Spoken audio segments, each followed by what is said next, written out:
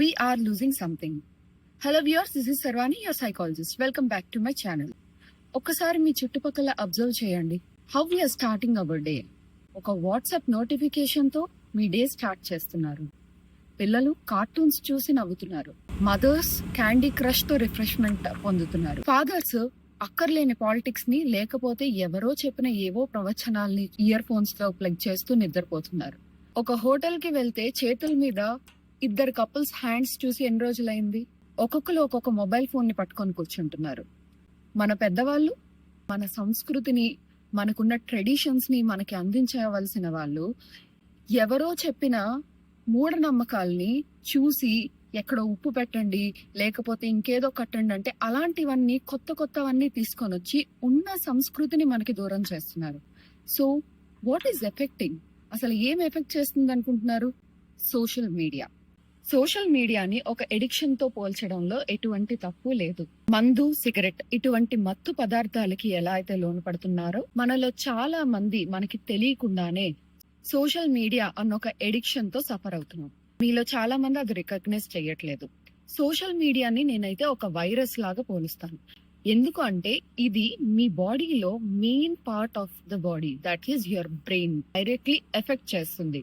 So ఇది ఎలా effect చేస్తుంది అంటే మన బ్రెయిన్ లో 3 పార్ట్స్ చాలా ఇంపార్టెంట్. ప్రీ ఫ్రంటల్ కార్టెక్స్ అంటే మన front part of the brain, ఇది రెస్పాన్సిబుల్ ఫర్ ద ఫోకస్. ఇప్పుడు మీరు చదివింది కాన్సన్ట్రేట్ చేయాలన్నా లేకపోతే ఏదైనా ఒక విషయాన్ని అబ్జర్వ్ చేయాలన్నా ఈ ఫోకస్ అన్నది ఇంపార్టెంట్. ఫస్ట్ ఆఫ్ ఆల్ ఇది వెళ్ళి ప్రీ ఫ్రంటల్ కార్టెక్స్ ని ఎఫెక్ట్ చేస్తుంది.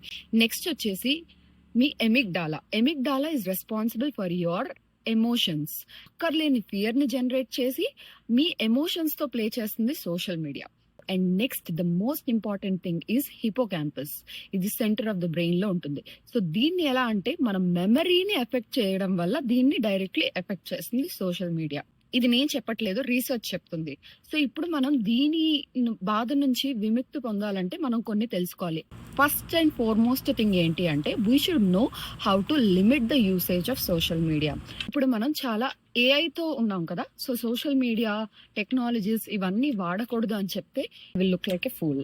So WHO world health organisation ఏం చెప్తుంది అంటే there is certain time to use the social media.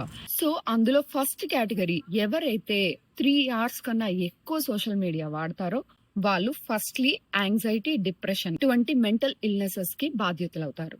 And next వచ్చేసి స్లీప్ క్వాలిటీ అనేది పూర్తిగా తగ్గిపోతుంది. అండ్ ఆ తర్వాత ఇంపాక్ట్స్ యువర్ అటెన్షన్ స్పాన్. మీరు ఒక పర్టికులర్ థింగ్ మీద పూర్తిగా కాన్సన్ట్రేషన్ అన్నది చేయలేకపోతారు. నెక్స్ట్ మెమరీ, మీ మెమరీ లాస్ ఇటువంటివన్నీ కూడా జరుగుతూ ఉంటాయి ఎక్కువగా మీరు మొబైల్ యూజ్ చేస్తే. సో ఇప్పుడు మనం ఏం చేయొచ్చు?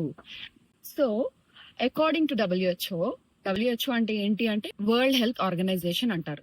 సో మన తాలూకా హెల్త్, మనం ఏ ఫుడ్ తినాలి, మనకి ఎటువంటి డిసీజెస్ వస్తాయి, మనకి ఏ టైంలో ఏ వైరసెస్ వచ్చే ఛాన్సెస్ ఉన్నాయి, దానికి ఎలా రెమెడీస్ తీసుకోవాలి, ఇన్ఫాక్ట్ చెప్పాలంటే మనం తాగే వాటర్ దగ్గర నుంచి మనం పీల్చే గాలి వరకు అంతా WHO కంట్రోల్లోనే ఉంటుంది. ఈ WHO ఏం చెప్తుంది అంటే మీరు సోషల్ మీడియాని 3 hours కన్నా ఎక్కువ యూజ్ చేయకూడదు. చిన్న పిల్లలు అంటే 0 to 2 years చంటి పిల్లలు ఉంటారు కదా, వీళ్ళకైతే 0 స్క్రీన్ టైం.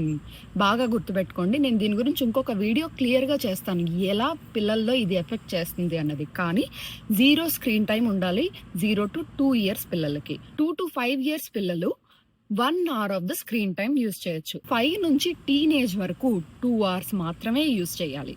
అండ్ అడల్ట్హుడ్ లో ఉన్న వాళ్ళు జస్ట్ 3 hours.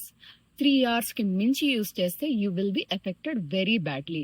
ఇప్పుడు మీరు ఏం చెక్ చేయాలి అంటే మీరు సోషల్ మీడియాని ఎలా యూజ్ చేస్తున్నారు, ఎంత టైం యూజ్ చేస్తున్నారు. ఇది ఓన్లీ టైం మాత్రమే కాదండి, క్వాలిటీ ఆఫ్ ద స్క్రోలింగ్ కూడా ఇంపార్టెంట్. ఎందుకంటే అక్కర్లేని విషయాలు చూడటం వల్ల మీ స్క్రీన్ టైం అన్నది మొత్తం కూడా సోషల్ కంపారిజన్స్ కి లేకపోతే యాంగ్జైటీకి అండ్ విజువల్ గ్రాఫిక్స్ ఇటువంటివి అమితంగా చూడటం వల్ల మీ మెంటల్ స్ట్రెస్ కి ఇటువంటి వాటికి దారితీస్తుంది. So the quality and the quantity of the time you are using for the social media is very important. Please check on that.